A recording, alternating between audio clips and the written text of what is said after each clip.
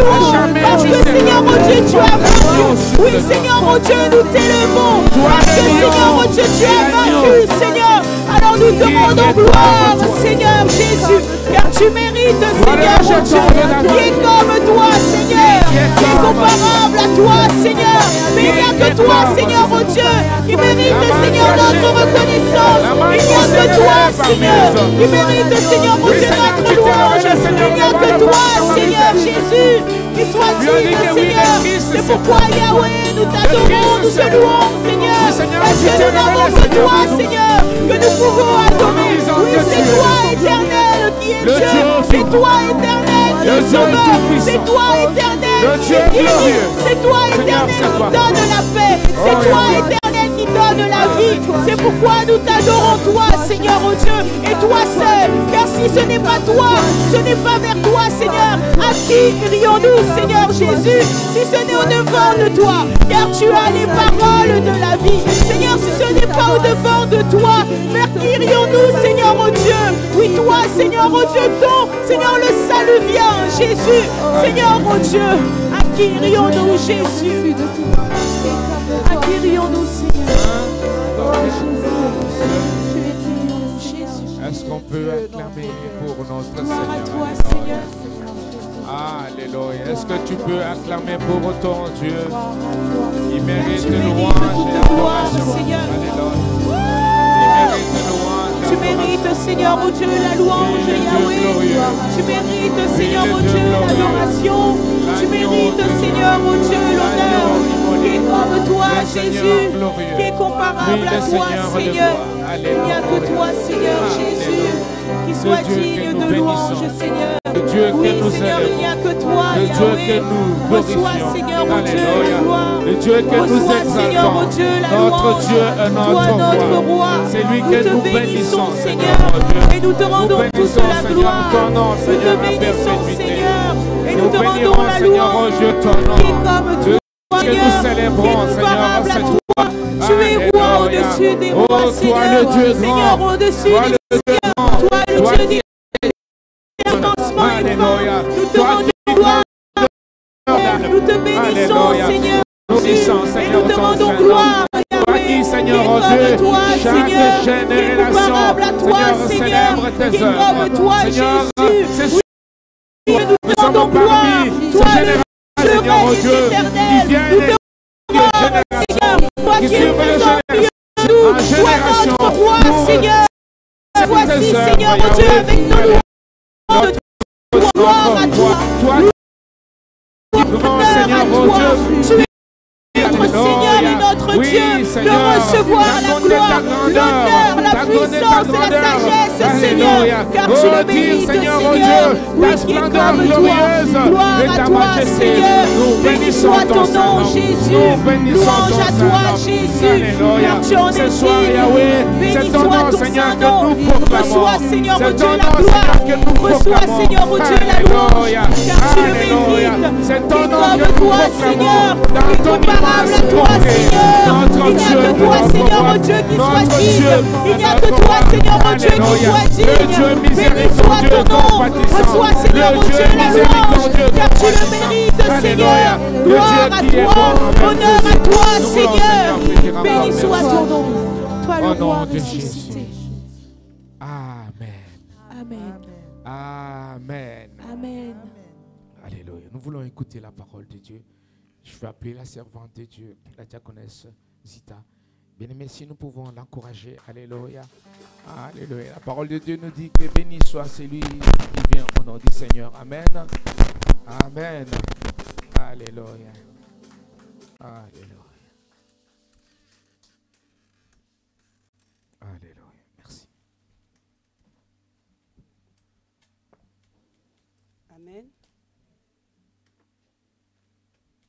Nous voulons prier pour ce moment que le Seigneur nous donne encore d'écouter sa parole.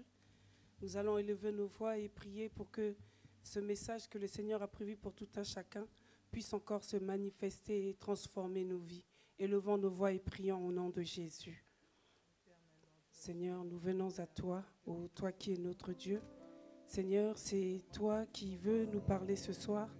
Alors ce soir, nous nous abandonnons entre tes mains, Seigneur. Nous voulons remettre, Seigneur, ce message que tu as prévu pour tout un chacun. Oui, c'est un message pour ton assemblée, mais c'est un message pour chaque cœur qui est venu à toi ce soir.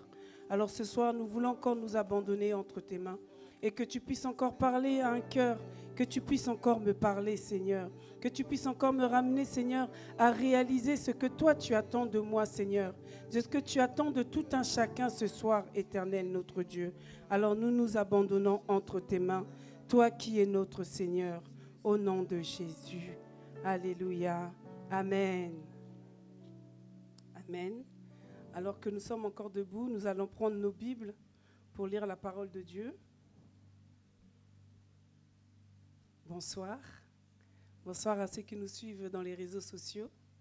Soyons bénis d'être dans la présence de Dieu et de pouvoir encore partager ce moment de la parole qui guérit, la parole qui sauve, la parole qui bénit. Alléluia.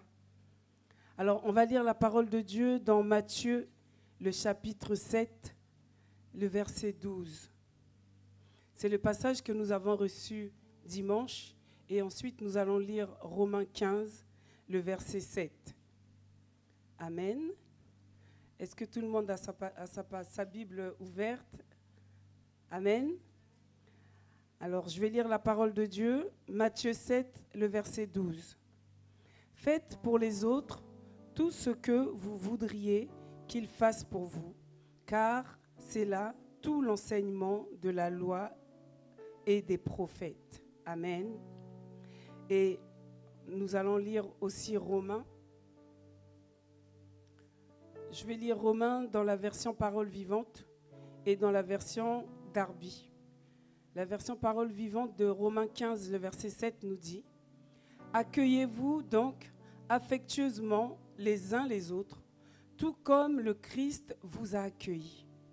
Occupez-vous des autres comme il a pris soin de vous, et ceci pour la gloire de Dieu. » Amen. La version de Darby nous dit « C'est pourquoi recevez-vous les uns les autres, comme aussi Christ vous a reçus, à lui, pour la gloire de Dieu. » Amen. Alors nous sommes dans notre thème « Allez, faites de toutes les nations les disciples » qui a été tiré de Matthieu 28, le verset 19. Amen. On peut s'asseoir, merci. Alors, nous voulons continuer dans notre thème et on voit qu'au travers de ce passage, la parole de Dieu, elle nous amène à comprendre comment nous devons vivre ensemble. Parce que quand on nous a parlé de « aller faire de toutes les nations », on nous a montré, on ne s'est pas arrêté tout simplement à nous dire que l'Église doit évangéliser, mais on nous a dit d'aller, donc d'aller, d'évangéliser et de faire de toutes les nations des disciples. Donc après avoir évangélisé, on doit amener les personnes qui ont écouté l'évangile à devenir disciples. Amen. Et c'est le devenir disciple qui nous amène du coup dans notre thème de ce soir, le vivre ensemble. Parce que c'est dans le vivre ensemble que tout un chacun peut apprendre à connaître le Seigneur, apprendre à grandir et à devenir disciple. Amen. Et quand on fait les cours d'affermissement, il y a plusieurs étapes. On commence par le baptême, ensuite on continue par les affermissements pour nous montrer comment un enfant de Dieu doit grandir. Il doit grandir en méditant la parole de Dieu, en priant et en s'assemblant aussi, avoir une communauté, avoir une maison où s'assembler pour avoir la communion fraternelle. Amen.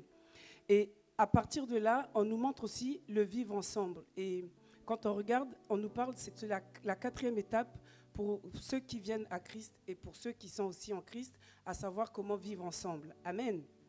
Et par le passage de Matthieu 7, 12 qu'on a lu tout à l'heure, on nous pose la question où on nous dit comment nous, en tant qu'enfants de Dieu, comment nous devons nous traiter les uns les autres. Comment on doit vivre ensemble. Et pour le vivre ensemble, la parole de Dieu nous demande du coup de faire à l'autre ce que je voudrais qu'on fasse pour moi. Ça veut dire qu'on nous amène à changer notre façon de voir les choses, à changer, à détourner notre regard de nous-mêmes. Parce que quand on regarde à nous, forcément, moi, je veux qu'on me fasse du bien. Et je cherche à ce que partout où je vais, que je puisse avoir le bien que moi je veux. Mais le Seigneur vient nous dire que ce que moi je veux qu'on fasse pour moi, que je pense à le faire pour l'autre. Et quand j'arrive à le faire pour l'autre, ça veut dire que j'accomplis la parole de Dieu, c'est-à-dire d'aimer l'autre comme moi-même. Amen. Alors ce soir, on va continuer sur le passage de Romains 15. Romains 15 que nous avons lu tout à l'heure dans la version parole vivante. Mais avant de continuer dans Romains 15, ce qu'on peut tirer du passage de Matthieu, c'est que quand on regarde dans certaines Bibles, je ne sais pas pour vous, si quelqu'un a sa Bible pour voir s'il y a un titre. Dans certaines Bibles, il y a un titre. Et dans ma Bible, ce passage de Matthieu plutôt, on appelle ce passage la loi royale. Pourquoi la loi royale? Parce que c'est la loi qui doit définir en fait toute notre vie en tant qu'enfant de Dieu. Cette loi, elle nous amène à comprendre quelle est notre implication en tant que chrétien. Et que le chrétien est celui qui suit les commandements du Seigneur, qui suit la parole de Dieu.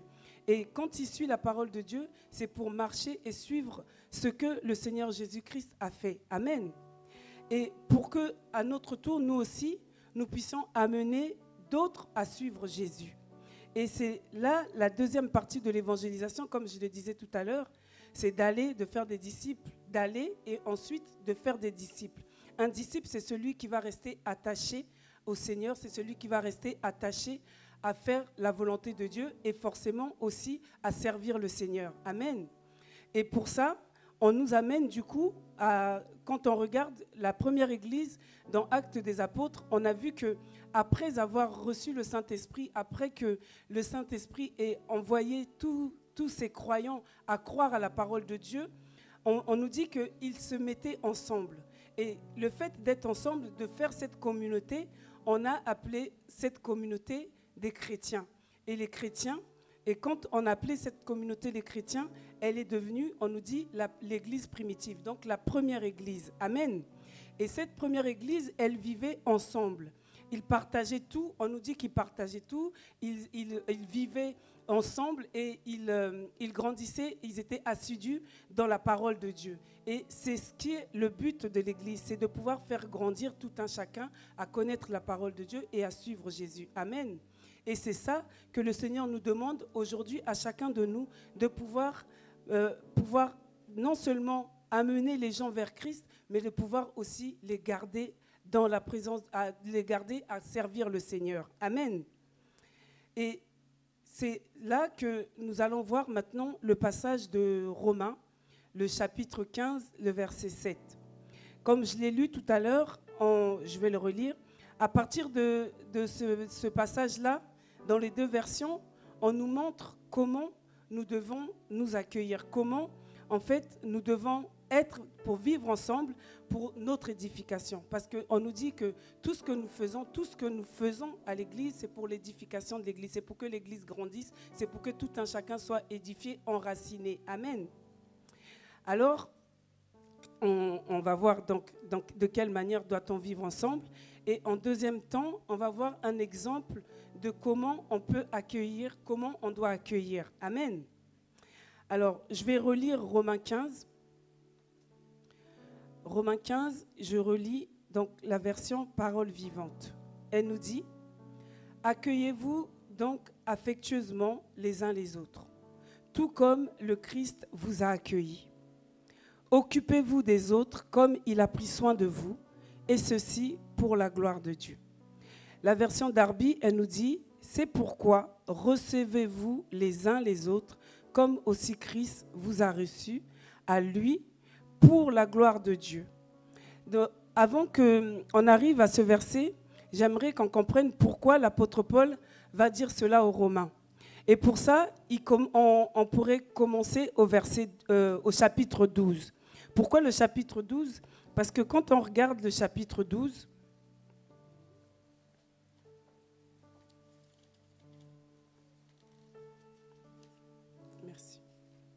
quand on regarde le chapitre 12, il commence par dire aux Romains qu'il faut avoir une vie transformée. Quand on a la vie transformée, quand on est enfant de Dieu, on doit avoir la vie transformée. Et quand on a cette vie transformée, elle est transformée parce qu'on reçoit le Saint-Esprit. Amen. Et c'est le Saint-Esprit qui nous amène à vivre dans cette vie transformée. Et pour nous dire que ce n'est pas de nos efforts que nous allons être transformés de l'intérieur. Et c'est au verset 2 qui nous dit que nous devons être renouvelés dans notre intérieur et dans notre intelligence, parce que en tant que, lorsque nous n'étions pas dans le Seigneur, notre intelligence était obscurcie. Et le fait de venir à Christ et d'avoir le Saint-Esprit, il nous amène à changer notre façon de voir et de penser. Et c'est pour ça que l'apôtre Paul vient avec les Romains pour leur dire que ce n'est pas par nos propres efforts que nous allons être transformés, ce n'est pas par nos propres efforts que nous allons changer. Et c'est ce qu'on a vu encore ce midi, que c'est le Saint-Esprit qui nous amène à être transformés pour vivre d'une manière différente de celle que nous avions autrefois. Amen. Et que notre ancienne manière de vivre doit être tournée plus vers nous, mais vers les autres. Et c'est là qu'on va venir ensuite par ce passage de Romains 15. Et quand on continue du verset 12 du chapitre 12 pour arriver au chapitre 15, l'apôtre Paul nous fait comprendre d'abord que cette vie transformée, c'est une relation qu'on va avoir personnellement avec le Seigneur. Que c'est d'abord cette relation personnelle avec le Seigneur qui va nous amener, quand nous sommes ensemble, à être ces hommes et ces femmes transformés pour aller vers les autres. Amen. Donc, ça veut dire que d'abord, j'ai cette relation personnelle avec le Seigneur et ensuite, quand je me retrouve avec les autres qui ont aussi cette relation personnelle avec le Seigneur, quand nous nous retrouvons, nous sommes cette Église. Et l'Église, l'Église signifie être appelé. Donc, et quand on dit que l'Église signifie être appelé, on nous rappelle aussi que chacun de nous, comme nous sommes là, nous sommes l'Église. L'Église, ce n'est pas le fait de ces murs. L'Église, c'est le fait que toi et moi, nous sommes appelés et ensemble, nous formons l'Assemblée des Saints. Amen. L'Assemblée des Saints, c'est l'assemblée de personnes qui sont mises à part. Mises à part, pourquoi ? Pour manifester ce que nous apprenons de notre Seigneur, pour manifester l'amour que nous recevons de notre Dieu, pour ensuite aller le manifester aux autres. Amen. Et ensuite, il vient pour nous montrer qu'après qu'on a cette relation, on continue dans le chapitre 12 pour nous dire qu'on doit être en communion et que nous sommes tous membres d'un seul corps. Et le fait d'être le membre d'un seul corps, et l'apôtre Paul va nous montrer que tout un chacun en a une importance. Une importance, pourquoi ? Parce que quand on regarde les yeux, quand on regarde le nez, tout organe a une importance dans le corps. Et c'est chaque organe qui forme le corps. Et le corps ne fait qu'un seul avec tous les organes. Amen. Donc, il nous amène à comprendre que tout un chacun, comme nous sommes là, nous avons tous un rôle dans le corps du Christ. Qu'il n'y a pas un qui a un plus grand rôle ou un qui a un plus petit rôle. Ça veut dire que tous, nous avons de l'importance. Amen. Et c'est cette importance-là qui va faire que nous allons montrer que nous appartenons à Christ. Parce que nous sommes unis, tous membres d'un seul corps, et que chacun doit appartenir à l'autre, parce que le nez appartient au corps, la bouche appartient au corps, tous nous appartenons les uns les autres dans un seul corps. Amen. Et ça, on peut le lire dans Romains, le chapitre 12, les versets 4 à 5, pour nous dire que chaque organe dans le corps joue un rôle spécial, et nous aussi, chacun de nous a un rôle spécial, peu importe qui nous sommes. Parce que quand on regarde la parole de Dieu va nous dire dans Jean 3,16 que le Seigneur est venu pour quiconque. Il n'a pas précisé les personnes qui voulaient, mais il a juste dit toute personne qui allait croire en lui sera sauvée. Donc nous aussi, nous ne pouvons pas du coup faire de la différence, nous les uns les autres. Amen.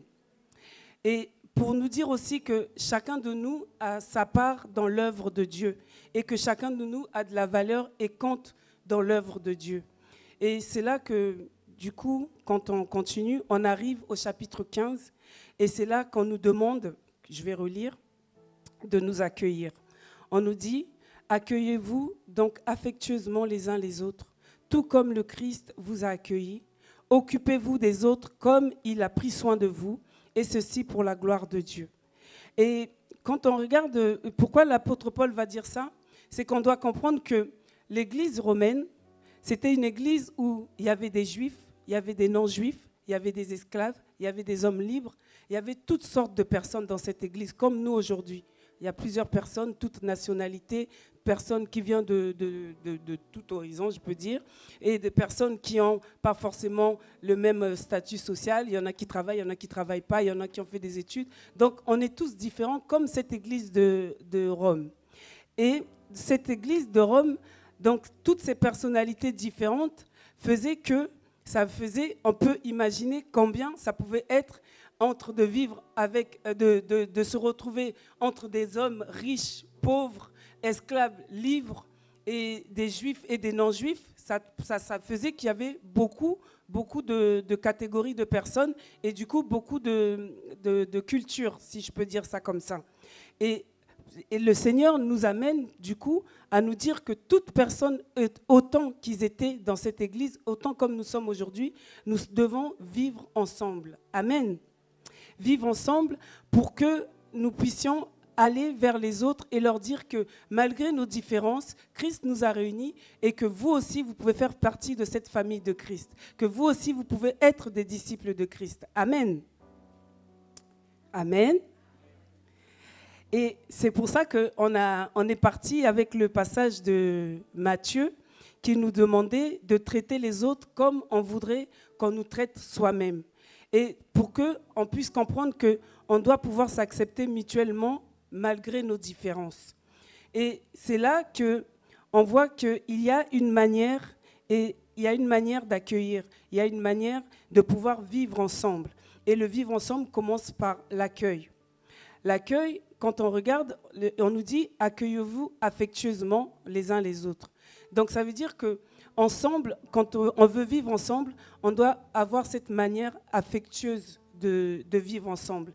L'affection, affectueuse, ça veut dire quoi? Ça veut dire de vivre de manière à montrer de l'amour, d'avoir de la tendresse, de la gentillesse et de la chaleur envers les autres. Amen. Et ensuite, on nous dit « occupez-vous des autres ». S'occuper des autres. S'occuper des autres, c'est prendre soin de l'autre. Comme on nous a dit, occupez-vous des autres comme il a pris soin de nous. Donc ça veut dire quoi? Ça veut dire qu'on doit avoir ce dévouement que le Seigneur a pour nous. On doit se consacrer, se consacrer aux autres de façon désintéressée. Pas par intérêt, sans attendre en retour. Savoir écouter l'autre, c'est prendre soin. Se préoccuper de l'autre, c'est prendre soin. Veiller sur l'autre, c'est prendre soin. Consacrer son temps, son attention pour l'autre, c'est occuper des autres. Amen. Donc, ça veut dire que cette définition d'aimer, ça nous amène à cette définition que souvent notre berger nous donne. Il nous dit souvent que aimer, c'est donner à l'autre ce qu'il n'a pas. Mais comment tu peux donner à l'autre ce qu'il n'a pas si tu ne sais pas ce qui lui manque? Pour connaître ce qui manque à quelqu'un, c'est qu'il faut aller vers cette personne, chercher à l'écouter, à s'intéresser. Et c'est là que tu peux savoir ce qui lui manque et c'est là que tu montres que tu as de l'amour pour lui. Amen. Et quand on regarde dans la version Darby, on va nous parler de recevoir. Recevoir, on peut recevoir de quelqu'un, mais là, dans le fait de recevoir, c'est le fait d'accepter quelqu'un, de l'accueillir, c'est de lui réserver un accueil qui peut être bon ou mauvais. Mais comme on nous l'a montré, l'accueil qu'on doit montrer à nos frères et sœurs, c'est un bon accueil. Amen. Donc, la notion de recevoir, il va avoir cette notion d'hospitalité et d'assistance. L'assistance, elle va se voir dans le fait de se rendre service et de se soutenir, d'apporter à quelqu'un. L'hospitalité, ça va être cette capacité de tout un chacun de mettre à l'aise l'autre.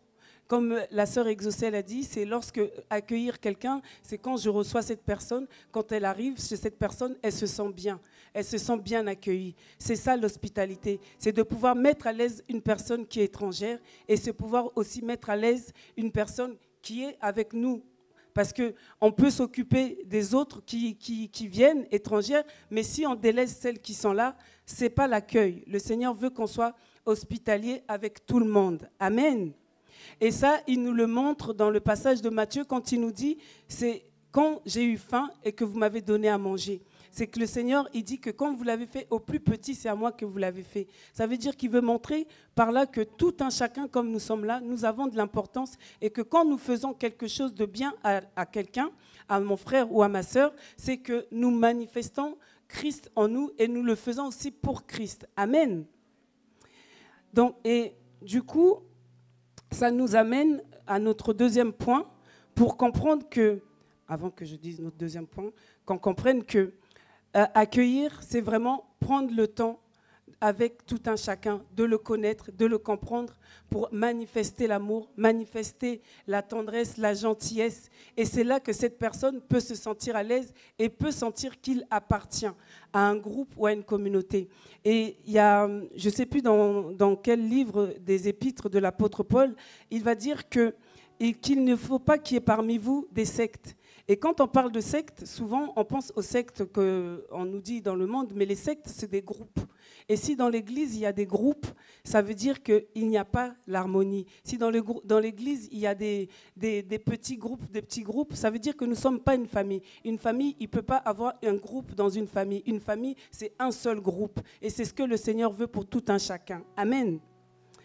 Et pour qu'on comprenne encore c'est quoi l'accueil, on va aller dans Luc, le chapitre 11, c'est la parabole du fils prodigue, c'est du chapitre 11, du verset 11 au verset 32. Mais ce qui nous intéresse ce soir, c'est comment le père a accueilli le fils prodigue et comment le frère aîné a accueilli son frère. Amen. Donc, on va lire à partir du verset 20, Luc 15.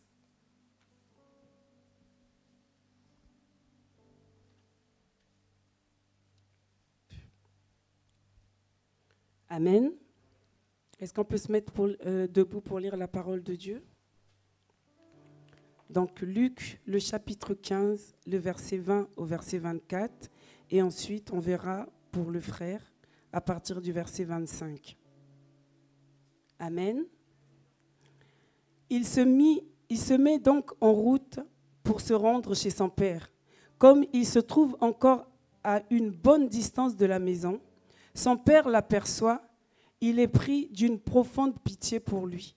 Il court à la rencontre de son fils, se jette à son cou et l'embrasse longuement. Le fils lui dit, « Mon père, j'ai péché envers Dieu et envers toi. Je ne mérite plus d'être considéré comme ton fils. » Mais le père dit à ses serviteurs, « Allez vite chercher un habit, le meilleur que vous trouverez, mettez-le lui. Passez-lui une bague au doigt et chaussez-le de sandales. Amenez le veau que vous avez engraissé et tuez-le. Nous allons faire un grand festin et nous réjouir. Car pour moi, mon fils était mort et voilà qu'il est revenu à la vie. Il était perdu et voici je l'ai retrouvé. » Il commence à se réjouir et à festoyer. Ensuite, le verset 25. Pendant ce temps, le fils aîné travaillait au champ. À son retour, à mesure qu'il se rapproche de la maison, il entend les gens qui chantent et qui dansent. Il appelle un jeune serviteur et lui demande ce qui se passe. Le garçon lui répond, « C'est ton frère qui est de retour, parce que ton père l'a retrouvé sain et sauf. Il a tué le veau gras en son honneur. » Alors le fils aîné se met en colère et refuse de franchir le seuil de la porte. Finalement, son père sort et insiste pour qu'il rentre. Mais lui explose. « Cela fait tant et tant d'années que je travaille pour toi comme un esclave. Jamais je n'ai désobéi à tes ordres. Avec ça, pas une seule fois tu m'as donné un chevreau pour festoyer avec mes amis. Mais quand celui-là revient, ton fils, qui a mangé ta fortune avec des filles de joie, pour lui, tu tues le veau gras. » Mon garçon, lui dit le père, tu es constamment avec moi et tout ce que je possède t'appartient. Mais il fallait bien faire une fête et se réjouir, car ton frère est là. Il était mort et il est revenu à la vie. Il était perdu et le voilà retrouvé. Parole du Seigneur. Amen. Alors, ce passage la parabole du fils prodigue, tout un chacun la connaît. c'est ce fils qui va demander son héritage et qui va aller dilapider son héritage. Et quand il se retrouve sans rien, il se retrouve sans rien, il se rend compte qu'il pourrait retourner chez son père parce que chez son père, même les serviteurs mangent mieux que lui. Amen. Et donc, ce fils prodigue, il va revenir à la maison. Et on nous dit que, alors qu'il était encore loin de la maison, le père l'a vu et le père a accouru vers lui. Et quand il a accouru vers lui, dans la version que nous avons lue, on nous a dit qu'il a eu pitié de lui. Dans une autre version, on dit qu'il fut rempli de compassion et il l'embrassa. Ça nous ramène encore à un autre passage de « accueillir affectueusement ». Et là, ce père va accueillir son fils. Il va accueillir son fils, il ne va pas l'accabler, il ne va pas se détourner, il ne va pas lui poser des questions, mais il est dans la joie de voir son fils revenir à lui. Il va montrer cette compassion et cette affection de voir son fils revenir à lui. Amen. Et quand on regarde cela, nous, chacun de nous, on peut se poser la question pour savoir comment on aurait réagi, nous, si on voyait pour un père voir son fils revenir après avoir fait tout ce qu'il a fait, ou pour un frère ou une sœur de voir un frère ou sa sœur revenir après avoir fait des choses mauvaises. Je crois qu'aucun de nous n'aurait réagi comme ce père. Amen. Mais le Seigneur vient par cette parabole pour nous montrer que lui, il nous a accueillis tels que nous étions. Il n'a pas regardé ni à nos défauts, ni à nos péchés, ni à quoi que ce soit. Il a ouvert ses bras, il a tendu ses bras et il nous a accueillis avec amour et compassion. Amen. Et c'est ce que le Seigneur veut que nous aussi, à notre tour, nous puissions avoir la même démarche envers notre frère, envers notre sœur. Amen. Et j'aimerais aussi qu'on puisse se poser cette question. On peut, quelquefois, s'accueillir bien quand on se rencontre. Là, quand on s'est retrouvés, on s'est bien accueillis. Et on s'est bien accueillis. Mais ça, c'est quand tout va bien. On peut se demander quand tout va mal entre deux personnes de notre assemblée ou deux personnes, quand on se retrouve, comment on s'accueille? C'est la question qu'on doit se poser et c'est à ça qu'on doit s'examiner ce soir. Et quand il y a ce différend entre deux frères ou deux sœurs, comment cela se passe lorsqu'on se retrouve? À nous de réfléchir et à nous examiner. Parce que quand on regarde l'accueil du Père, il nous montre comment on doit agir. On voit avec le Père qu'il nous a montré qu'il avait l'amour et le pardon. L'amour est venu apporter le pardon. Le pardon, il l'a manifesté, comment on nous dit, il a rétabli cette relation d'abord par lui donner une robe, en lui donnant un vêtement nouveau. Et après ce vêtement nouveau, il lui donne une bague. Cette bague, comme on le sait, c'est que le Dieu est le Dieu de l'alliance. Donc, il refait cette alliance avec son Fils. Et quand il refait cette alliance avec son Fils, c'est qu'il nous amène à voir que le pardon vient avec redonner la confiance. Donc, quand il donne cette alliance, il lui dit « Je te refais confiance, je te pardonne, je t'aime, je te refais confiance ».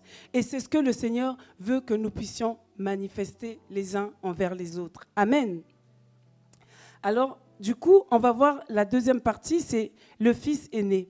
Comment le fils aîné, il agit quand il entend que son frère est revenu. On nous dit que, sur ma Bible, c'est marqué « pas content ». Il n'est pas content. Il n'est pas content, pourquoi? Parce que lui, au lieu de manifester l'hospitalité, de manifester l'amour, lui, il va manifester le manque d'amour. Et ce manque d'amour se manifeste comment? Alors qu'on nous parle de l'accueil avec chaleur, lui, il va manifester de la froideur. Il va manifester de la jalousie, de la rancune. Et il va même trouver que son père est injuste. Parce qu'il trouve que lui, il a bien agi et que son frère qui a mal agi, on lui donne plus que lui qui entre guillemets, bien agit. Alors, le Seigneur va nous montrer que quelquefois, chacun de nous, nous pouvons faire de mauvaises choses. mais ce n'est pas par rapport à ce que nous faisons son amour va se différencier de nous. Son amour reste le même pour tout un chacun. La seule chose qu'il nous demande, c'est que nous puissions revenir à lui comme ce fils prodigue et que lui, il puisse se manifester cet amour. Et pour nous, nous devons aussi réaliser que nous sommes tous des fils prodigues. Et à chaque fois que Dieu peut nous accepter, nous aussi, nous devons nous accepter les uns les autres. Amen. Et que nous devons, souvent, nous manifestons plus l'attitude du fils aîné que l'attitude du père. Et le Seigneur veut que nous puissions réaliser que nous devons changer d'attitude. Et c'est là qu'on nous dit traiter l'autre comme on aimerait qu'on nous traite. Qu'on puisse réaliser qu'en tant nous sommes des fils prodigues, tout un chacun, et que le Seigneur nous accepte, nous devons nous accepter les uns les autres. Amen. Et quand je dis ça et que je parlais du pardon tout à l'heure, on nous dit que le pardon, c'est de rétablir la relation et de redonner confiance. Et je crois que tout un chacun aujourd'hui, on a cette difficulté à pardonner, à rétablir la relation et à donner confiance. Et c'est ce que le Seigneur veut pour nous, pour que nous puissions vivre en harmonie, pour que nous puissions vivre ensemble. Il faut que nous arrivions à avoir ce pardon. Ce pardon, parce que si nous n'avons pas ce pardon, il est difficile de pouvoir nous accueillir. Il est difficile de pouvoir vivre ensemble. Amen. Souvent, et c'est vrai que quand on regarde le fils prodigue, il a été insouciant. Mais quelquefois, on a cette attitude d'insouciance aussi envers notre Dieu, parce qu'on veut quelque part faire ce que nous voulons nous, et pas forcément ce que Dieu attend de nous. Et quand on agit de cette manière-là, on ne se rend pas compte, mais quelquefois, on peut blesser ceux qui sont autour de nous. Parce que la façon où je vais agir mal, ce fils prodigue, quand il a agi comme ça a blessé son frère. Et c'est pour ça que quelque part, ce frère a eu cette réaction. Donc, on doit savoir aussi que nous, quelque part, quand nous aussi nous agissons d'une mauvaise manière, sachant qu'on peut blesser aussi ceux qui sont autour de nous. On blesse notre Père, mais on blesse encore aussi ceux qui sont autour de nous. Amen. Donc, on doit faire attention à notre attitude pour ne pas blesser l'autre, parce que l'autre va avoir une réaction qui ne va pas être forcément la bonne réaction. Du coup, ça fait que et nous et l'autre, nous ne sommes pas bien devant notre Dieu. Mais ce que Dieu veut, c'est que nous puissions vivre ensemble. Donc, avoir le pardon mutuel et s'accepter mutuellement. Amen. Alors, le Seigneur veut ce soir que nous puissions changer d'attitude. Que notre amour ne soit pas des sentiments ou des émotions, mais que notre amour soit caractérisé par des actes. Par des actes comme on l'a vu avec le Père. Ce Père, il a eu un bon accueil pour son Fils.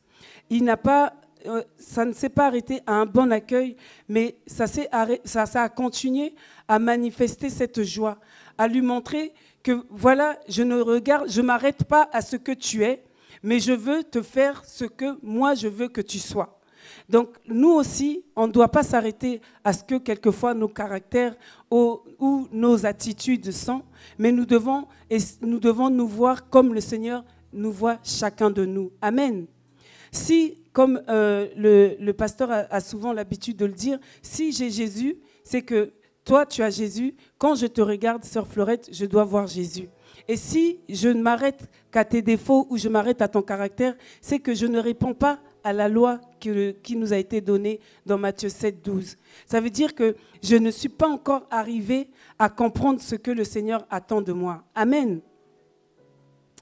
Alors, on doit être de ceux et celles qui devons faire en sorte que, non seulement par la pensée, de penser à faire du bien à l'autre, de faire du bien à l'autre, ça passe aussi du coup par l'humilité. L'humilité, quand on regarde toujours dans le chapitre 12, l'apôtre Paul nous amène à comprendre que l'humilité n'est pas simplement de s'abaisser, parce que souvent on pense que l'humilité c'est s'abaisser. Mais l'humilité que l'apôtre Paul nous demande, c'est de se soucier de l'autre, non pas par un intérêt quelconque, mais à cause de l'amour de Dieu, en cherchant à reconnaître dans l'autre le Seigneur Jésus, en cherchant à reconnaître dans l'autre l'amour de Jésus qu'il a manifesté pour moi. Et c'est là que véritablement on peut avoir cette humilité et on peut du coup manifester le bon accueil que le Seigneur attend de nous. Amen. Amen. Est-ce que nous pouvons acclamer pour le Seigneur? Alléluia. Je vais finir par une histoire. Et c'est une histoire, je ne sais pas si elle est vraie, mais c'est une histoire qui montre véritablement ce que le Seigneur Jésus il a fait pour nous. Amen. Donc c'est l'histoire de deux frères qui vivent ensemble.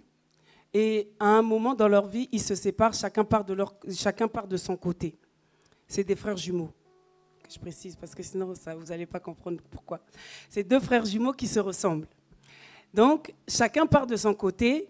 Il y en a un qui connaît le Seigneur et l'autre qui ne connaît pas le Seigneur.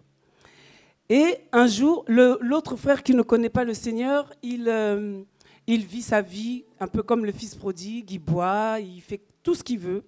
Et l'autre, il vit, il sert le Seigneur, il aime Jésus, il sert le Seigneur. Et un jour, son frère va se retrouver dans un bar, il va boire, et il va tellement boire que ils vont finir par se battre avec son ami qui était, tous les deux ils étaient ivres, ils ont commencé à se battre. Et en se battant, il va sortir un couteau et il va poignarder son frère plusieurs fois. Et il va se rendre compte que finalement, il est mort, la personne, son ami. Qu'est-ce qu'il va faire? Il va s'enfuir. Et quand il va s'enfuir, il a porté une chemise blanche. Et donc sur sa chemise blanche, elle est tachetée de sang. Donc il va se mettre à courir, les gens vont commencer à le poursuivre derrière, il court et il va courir et il va aller chez son frère. Et quand il arrive chez son frère, il va demander à son frère de le cacher. Son frère, il lui dit, mais où je vais te cacher? Il avait un studio. Il dit, je ne peux pas te cacher, j'ai nulle part où te cacher. Qu'est-ce qu'il va faire ce frère? Lui aussi, il avait une chemise blanche. Ils vont échanger les chemises. Il va prendre la chemise de son frère et son frère va prendre sa chemise. Et les gens qui le poursuivaient derrière, quand ils vont arriver, du coup, lui, il va sortir parce que s'il les rentre, ils vont forcément voir l'autre. Donc, il sort de la maison et quand il sort de la maison, il voit, les gens qui le poursuivaient, son frère, le voient. Et donc, ils se mettent à le taper. Et ce frère-là va se retrouver en prison. Il va être jugé. Mais avant qu'il sorte de la maison, ce frère qui a changé sa chemise blanche avec son frère, sa chemise tachetée, il va dire à son frère, tout ce que je te demande, c'est que tu puisses garder ma chemise blanche. Que tu puisses garder ma chemise blanche. Et il s'en va, donc il se retrouve, il est jugé, il est condamné et il est pendu. Et pendant tout ce temps-là, son frère dans la maison, il n'est pas bien. Il se sent coupable, il a cette culpabilité-là qui fait qu'il va aller devant le juge pour dire que finalement, c'est lui qui avait tué. Et le juge va lui dire, c'est trop tard parce que l'autre a été déjà pendu. Alors, il va retourner chez lui et quand il rentre chez lui, il se souvient de cette parole que son frère lui a dit. Garde ma chemise blanche, garde ma chemise propre. Et par cette parole, il va se convertir, il va aller au Seigneur.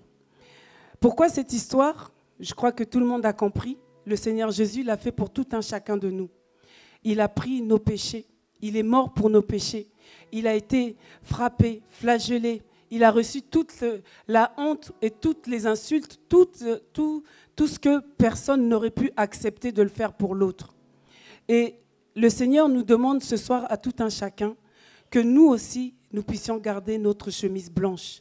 Notre chemise blanche, c'est de la garder comment? C'est d'aimer notre frère et notre sœur.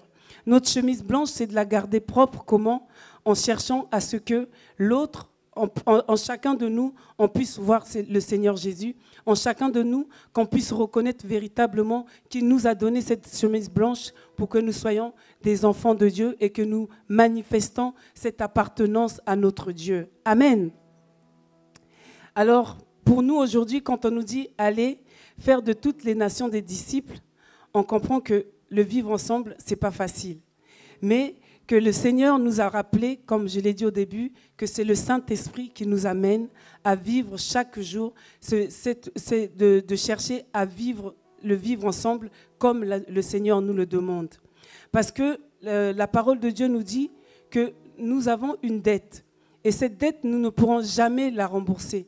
Le Seigneur a payé notre dette à chacun de nous comme nous sommes là. Et s'il a payé notre dette, il ne nous a pas demandé de rembourser. Mais il nous a demandé de garder notre chemise blanche. Il ne nous a pas demandé d'aller nous sacrifier parce qu'il l'a déjà fait. Mais il nous demande une seule chose, que nous puissions manifester l'amour les uns envers les autres comme il l'a fait pour nous. Et pour ça, la seule chose qu'il veut, que nous puissions être chaque jour reconnaissants de cet amour. Et le fait d'être reconnaissant de cet amour, bien-aimé, c'est de pouvoir manifester cet amour. Et c'est là que chaque jour, en manifestant l'amour de Christ, nous nous acquittons de cette dette. Même si cette dette, pour nous, elle sera éternellement pas remboursable, mais que chaque jour, on s'approche de lui lorsqu'on peut nous aimer les uns les autres. Amen. Et je vais terminer avec Romains, le chapitre 12, le verset 16, qui nous dit « Vivez en plein accord les uns avec les autres ». Dans la version parole vivante, on nous dit que vos sentiments vous rapprochent les uns les autres. Vivez en harmonie. Parole du Seigneur. Amen. Amen. Est-ce que nous pouvons mettre debout et acclamer pour la parole de Dieu?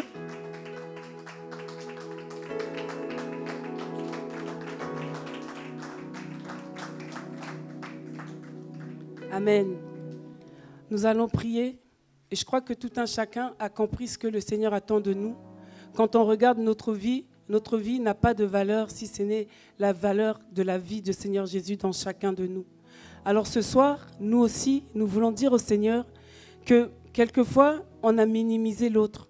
Quelquefois, on a dévalorisé l'autre. Quelquefois, on n'a même pas calculé l'autre. Mais le Seigneur nous ramène ce soir à réaliser qu'on ne peut pas être indifférent de l'autre.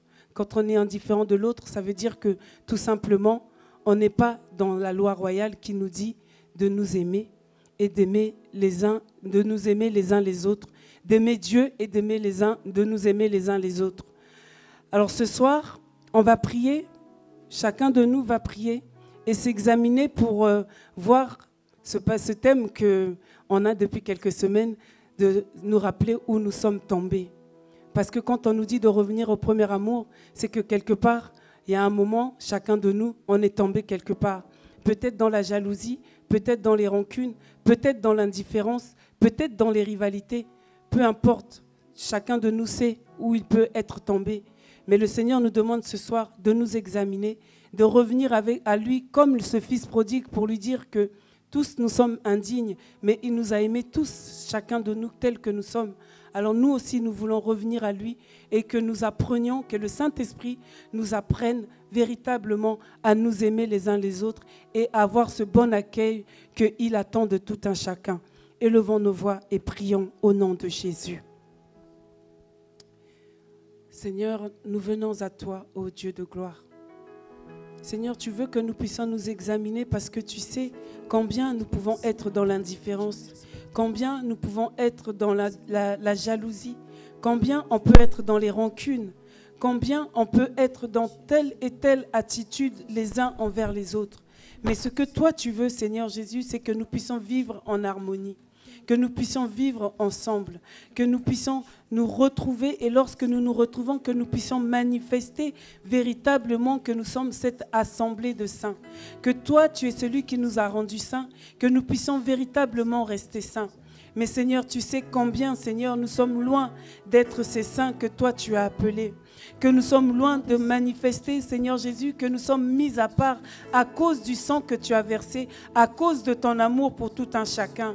Alors Seigneur, ce soir, nous venons à toi, Éternel notre Dieu. Nous voulons nous remettre au-devant de toi et pour te dire, Seigneur, pardonne-nous lorsque nous avons pu dénigrer ou lorsque nous avons pu, Seigneur, minimiser l'autre, Éternel notre Dieu. Lorsque nous avons pu être dans l'indifférence les uns envers les autres, où nous nous sommes retrouvés dans des rivalités, qui ne valait pas, Seigneur Jésus, parce que nous sommes tous frères et sœurs au-devant de toi. C'est ton sang qui coule dans tout un chacun de nous, Seigneur Jésus. Alors nous nous remettons entre tes mains, Éternel, notre Dieu. Seigneur, viens et manifeste-toi en nous. Seigneur, viens et agis au milieu de nous. Seigneur, donne-nous ton Esprit Saint, cet Esprit Saint que tu as mis en nous, cette marque, le sceau de ce qui nous montre que nous t'appartenons, Seigneur Jésus, et que ton Saint-Esprit qui répand cet amour en nous puisse encore répandre ton amour dans nos cœurs ce soir, qui remplit nos cœurs de ton amour pour que nous sachions, Seigneur, le manifester. Saint-Esprit, nous avons besoin de toi. Saint-Esprit, nous voulons, Seigneur, que tu puisses te manifester en tout un chacun. Nous ne voulons plus être dans des rivalités. Nous ne voulons plus être, Seigneur, dans des rancunes. Nous ne voulons plus être dans des jalousies et ni dans l'indifférence et d'autres choses encore que toi, tu sais de tout un chacun, Seigneur. Seigneur, nous nous présentons au-devant de toi, Éternel, notre Dieu. Viens et manifeste-toi dans notre assemblée. Nous voulons ce changement, Seigneur. Et c'est pour ça que tu nous donnes encore ce rendez-vous cette semaine, de pouvoir, Seigneur, faire mourir notre chair. Parce que c'est cette chair, Seigneur, tu nous l'as rappelé à midi, que c'est notre chair qui nous amène à la mort, Seigneur. Nous ne voulons pas, Seigneur, comme tu nous l'as dit, Seigneur, dans ta parole, nous mordre ou nous entre-déchirer, Seigneur. Mais nous voulons avoir à vivre ensemble en harmonie, Éternel, notre Dieu. Alors, Seigneur, viens et aide-nous, ô Saint-Esprit de Dieu. Viens et manifeste-toi, Seigneur, pour que nous puissions véritablement vivre ce changement que toi tu veux pour nous, vivre dans cette nouveauté de vie, d'avoir cette vie transformée, Seigneur Jésus. Alors nous nous remettons entre tes mains, Seigneur Jésus. Viens et manifeste-toi au nom de Jésus. Alléluia. Amen. Amen. Est-ce que nous pouvons acclamer pour le Seigneur? Amen.